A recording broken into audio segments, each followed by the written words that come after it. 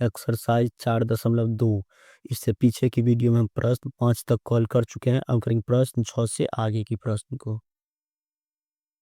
प्रश्न 6, तो इसमें करा है 70 के नीचे उन सभी संख्याओं को लिखें जो 3 एवं 4 दोनों के गुणज है। इसमें सबसे पहले हम क्या करते हैं, 3 और 4 का गुणज लिखेंगे। सबसे पहले 3 का गुणज लिखेंगे तो 3 का गुणज हो जाएगा, 3 हो जाएगा 6, 9, 12, 15, 18, 21, 24, 27, 30। इसी तरह से और भी आगे लिखेंगे। अब लिखेंगे 4 का गुणज। 4 का गुणज होगा 4, 8, 12, 16, 20, 24, 28, 32, 36, 40। इसी तरह से और भी आगे होगा। तो यहाँ पर हम लिख लेंगे 3 और 4 के दोनों गुणज जो 70 के नीचे है। तो इसमें जगह सबसे पहले हो जाएगा 12। 12 3 का भी गुणज है और 4 का भी गुणज है, तो इस जगह 12। उसके बाद हो जाएगा 24। 24 3 का भी गुणज है और 4 का भी गुणज है, हो जाएगा 24। उसके बाद हो जाएगा 36। 3 का गुणज को और जो आगे लिखेंगे तो आगे मिलेगा 36। इसमें 36 है, यहाँ पर 36 हो जाएगा। और उसके बाद जो 3 के गुणज को और आगे लिखेंगे और 4 के गुणज को और आगे जब लिखेंगे तो आगे मिलेगा 60। तो यही सब संख्या जो है 12, 24, 36, 60, ये 3 और 4 के दोनों गुणज है जो 70 से नीचे यानी कि 70 से कम है। इस तरह से हम प्रश्न 6 को बनाएंगे।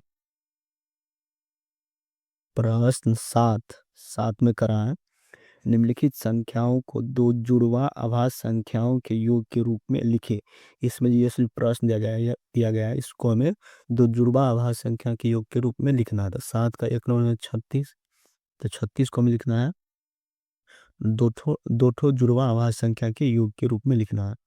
तो जगह 17 और 19, ये दोनों का दोनों संख्या अभाज्य संख्या है और इनके बीच का अंतर 2 है। तो इस तरह से 36 को जुड़वा अभाज्य संख्या के योग के रूप में लिख लेंगे। अब प्रश्न 2 में है 84, तो 84 को लिखना है दो जुड़वा अभाज्य संख्या के योग के रूप में। तो 43 नहीं 41 प्लस 43, इस तरह से लिखेंगे। दोनों अभाज्य संख्या है और उनके बीच का अंतर 2 है। इस तरह से हम 7 को बना लेंगे।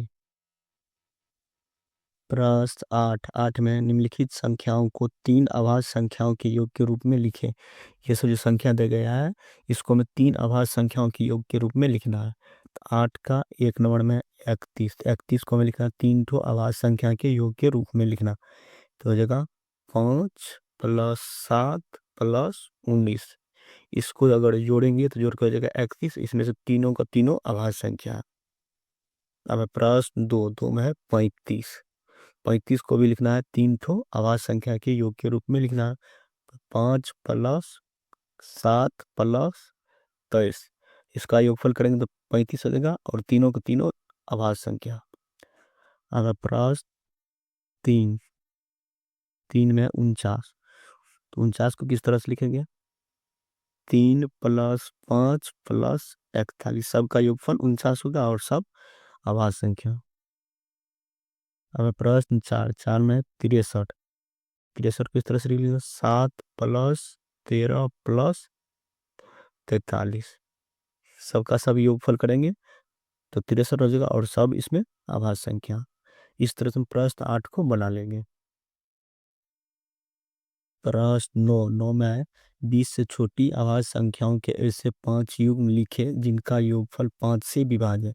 20 से छोटी अभाज्य संख्याओं को लिखना है और ऐसे 5 ठो युग्म लिखना है जिनका योगफल 5 से विभाज्य है। सबसे पहले हो जाएगा 2 और 3, ये जो है अभाज्य संख्या और 20 से छोटी अभाज्य संख्या है और इनका योगफल करेंगे तो हो जाएगा 5, 5 5 से विभाज्य है। फिर दूसरा लिखेंगे 5 ठो, इस तरह से लिखना। दूसरा लिखेंगे 2 और हो जाएगा 13, 2 और 13। इसमें दोनों अभाज्य संख्या और 20 से छोटी अभाज्य संख्या और इनका योगफल करेंगे तो जगह 15, 15 में 15 5 से विभाज्य है। अगला लिखेंगे 3 और 17, इसमें दोनों अभाज्य संख्या है और 20 से छोटी है, इसका योगफल 20 आना है और 20 जो है 5 से विभाज्य है। अब अगला लिखेंगे 7 और 13, ये दोनों अभाज्य संख्या और 20 से छोटी अभाज्य संख्या और इनका योगफल भी 5 से विभाज्य है। अब अगला लिखेंगे, अगला आ जाएगा 11 और 19, ये दोनों अभाज्य संख्या है और 20 से छोटी अभाज्य संख्या और उनका योगफल भी 5 से विभाज्य है। इसमें अगर 20 से छोटी अभाज्य संख्याओं के ऐसे 5 युग्म लिखे जिनका योगफल 5 से विभाजित है, इस तरह से इसको हम लिख लेंगे।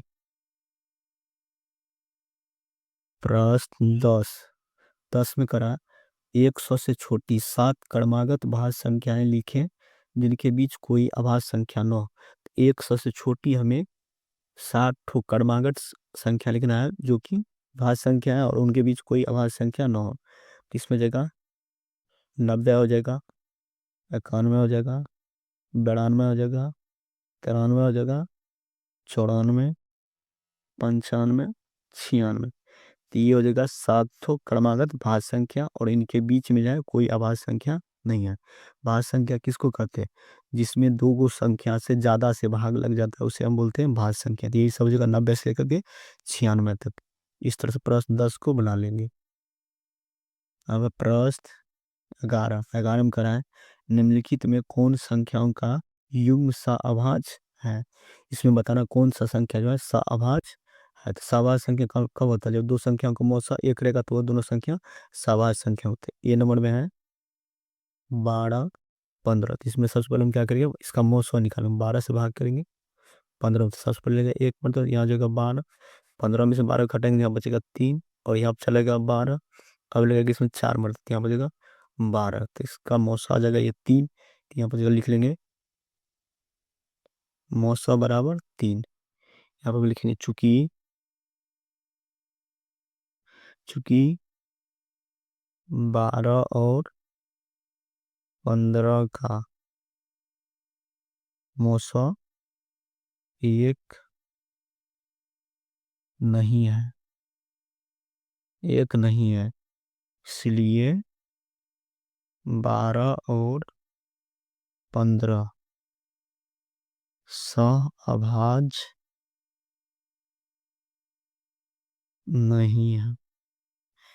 इस तरह से हम प्रश्न ए को बना लेंगे। अब प्रश्न बी में 8, 21। सबसे पहले क्या करेंगे, इसका मौसा निकालता 8 से भाग करेंगे 21 में। सबसे पहले लेगा 2 मरते और 8 दूना जगह 16। 21 में से 16 घटाएंगे यहाँ बचेगा 5। उसके बाद 8 यहाँ पे चलेगा। अब लगेगा इसमें एक मरते यहाँ बचेगा 5। 8 में से 5 घटाएंगे 3 बचेगा। उसके बाद यहाँ पर 5 चलेगा। अब लगेगा इसमें एक मरते यहाँ बचेगा 3। 5 में से 3 घटाएंगे 2 बच जाएगा। उसके बाद यहाँ 3 अच्छा लगा, एक मरते लगेगा तो यहाँ बचेगा 2।